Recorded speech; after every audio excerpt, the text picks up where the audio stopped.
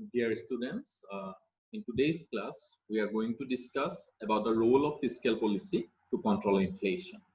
So in the last class, we had discussed about the role of monetary policy to control inflation. We had discussed some concepts like cash reserve ratio, like the repo rate, reverse repo rate, uh, mm, statutory liquidity ratio, open market operation, like that, bank rate, like that. These are the instruments through which the Reserve Bank of India tries to control inflation. These are the monetary instruments through which the central bank of a country tries to control inflation. So basically in today's class, we are going to focus on the role of fiscal policy to control inflation. So let's see what is fiscal policy. So fiscal policy is the budgetary policy of the government relating to taxes, public expenditure, public borrowings, and deficit financing. In other words, fiscal policy is the guiding force of the government that helps to decide how much money it should spend to upgrade the economy, or how much money it should collect from the economy or different sources of the economy so that the economy can run in a smooth way. So public expenditure, fiscal policy has a very vital role to play to stabilize the economy as well as to maintain the rate of growth in an economy. So fiscal policy is directly related to stabilize the economy as well as to maintain the rate of growth. So now see, how does fiscal policy control the inflation? So basically fiscal policy has four instruments through which it can control the rate of inflation. So the first instrument is increase in taxation. The second instrument is that reduce public expenditure. Third instrument, increase public borrowings. And the fourth instrument is control deficit financing. So first, we are going to focus on the role of taxation to control inflation. So we know that tax is a compulsory payment to the government by the citizen of a country, and against the payment of tax, no individual, no citizen can directly claim any kind of direct benefit from the government. So tax is a compulsory payment and it is related to the purchasing power of the citizens of a country. So tax would be the base policy through which government can control inflation. If government feels that there is more money supply in the economy, that means the income of the population are high, their effective demand is also followed by the level of income. When there is more income, it is generally assumed that the purchasing power of the population is very high. When there is more purchasing power, they will definitely demand more goods and services, and for that the rate of inflation will be enhanced or more. So that is why government feels that to control inflation, government should increase the rate of taxes through which the purchasing power of the population can be cut. So taxation is one of the core instruments of the government through which they can control the rate of inflation. Basically, most of the economists prefer progressive taxation in case of it is that is the direct is to control inflation rate in an economy. So taxation is one of the base policy of the government through which it can control the rate of inflation. Taxation like excise duty, sales tax can also be enhanced to control the inflation rate of an economy, because more excise duty, more sales tax, or more direct tax can directly have bad impact on the purchasing power of the population. So government generally use rate of tax or used to increase the rate of tax to control inflation. So next instrument of the government is to reduce public expenditure.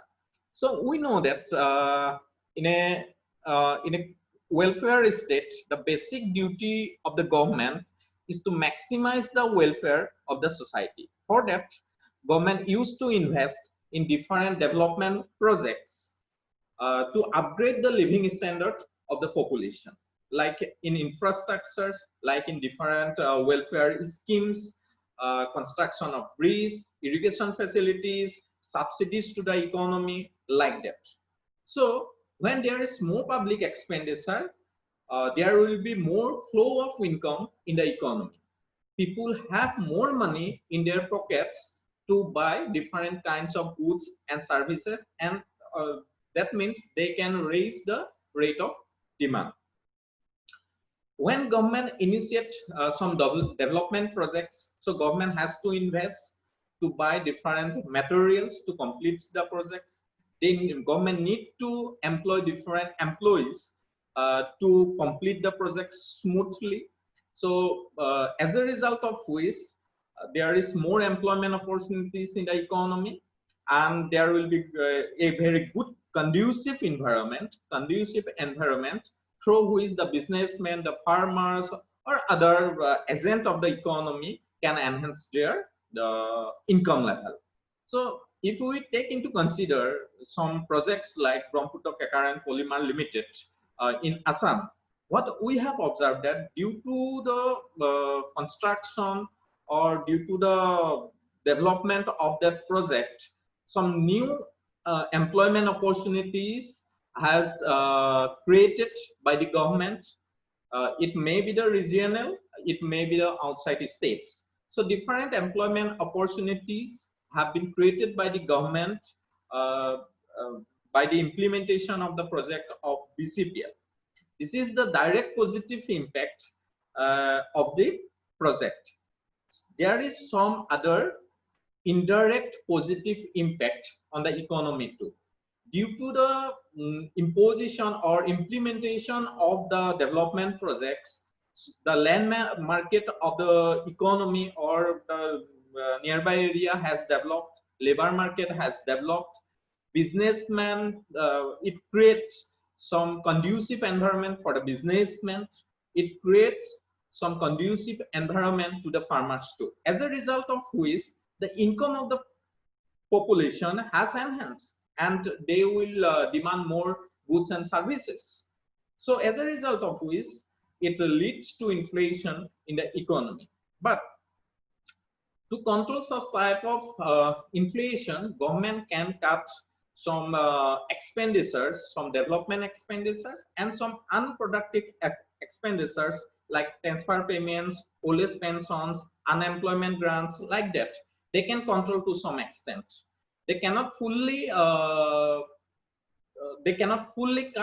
the whole transfer earnings or old age pensions or like that, but to some extent they can cut or they can postpone these projects in the coming days. But during the boom periods of the economy, government should not initiate some development projects, and they can cut some development projects through which inflation can be controlled directly. So cut down of public expenditure maybe, or this is one of the key instruments of the fiscal policy to control inflation. Another is increase public borrowings. But so far as public borrowing is concerned, there is a direct relationship between public borrowings and the rate of inflation. However, to some extent, public borrowings can reduce inflation too. So when government feels that the money supply of the economy is very high, or people have more purchasing power in the economy, then they can ask for some money from the publics by announcing different types of bonds. So government, there are two types of public borrowings. One is temporary borrowings, one is compulsory borrowings. Compulsory borrowings are those borrowings through which government cuts wages, salaries by providing some saving bonds. By doing this, government can upgrade their revenues or cut down the purchasing power from the publics. But through temporary borrowings, government cannot raise their funds. But from compulsory borrowings, government can raise the funds, so that through which they can control the economy. Basically, the government of country does not use the instrument of public borrowings to control inflation. But in some severe cases, government can go through this policy or instrument of fiscal policy to control inflation. Another point is control of deficit financing. So in some times, what government does is that to finance their deficit, government prints new currencies.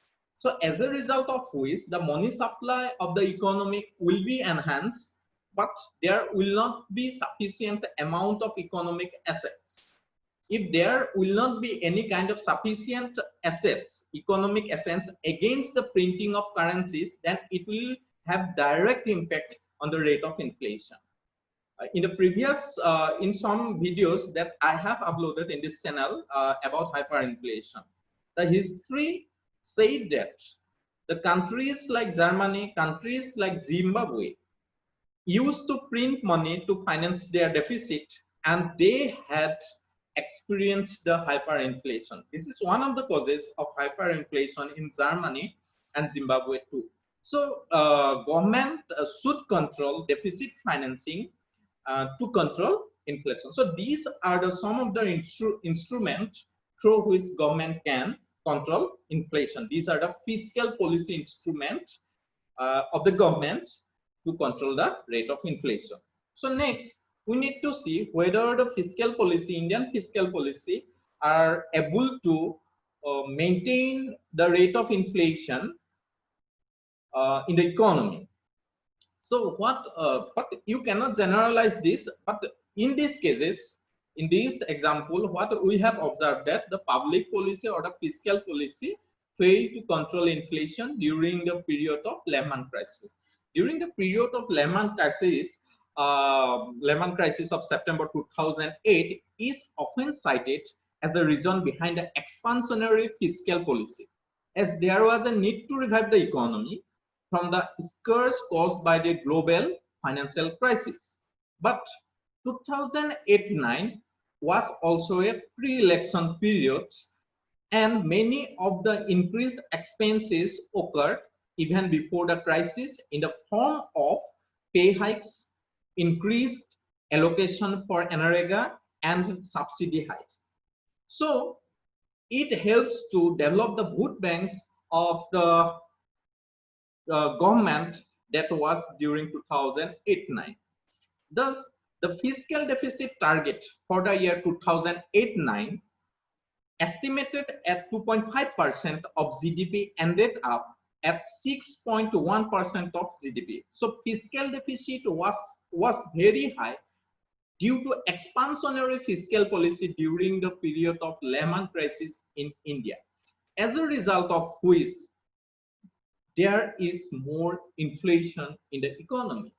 If you look into the diagram, what we have observed that as there is more fiscal deficit, inflation is followed by the rate of fiscal deficit.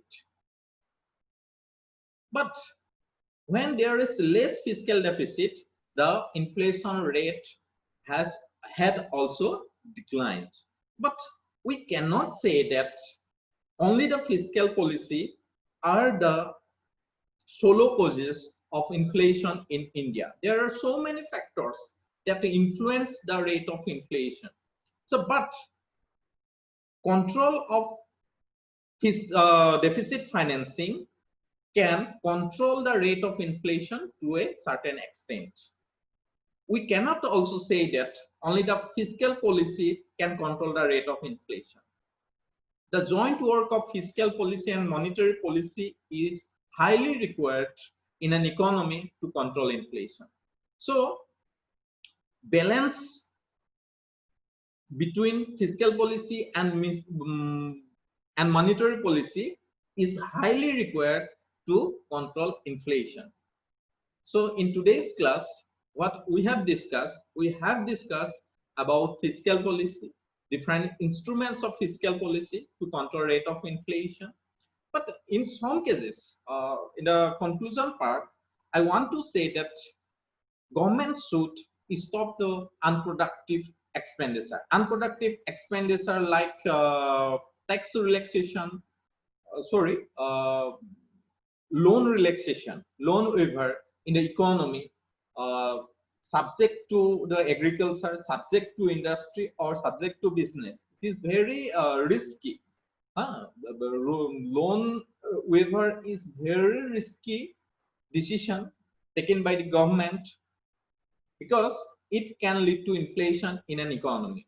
More transfer payments, unproductive expenditure will lead to inflation in an economy. More cut down of productive expenditure is also dangerous in the coming or in the long run of an economy. So governments should look into this matter very carefully. Proper allocation of resources through government expenditure is highly desired. Proper monitoring of government schemes allocation is very required. Inclusion and exclusion part should be monitored. So that is why through this government can definitely maintain the rate of inflation. And at last, I want to say that the balance between monetary policy and fiscal policy is highly desired to control inflation in an economy. So thank you. If you have any questions relating to this lecture, then you can put in the comment box. Thank you.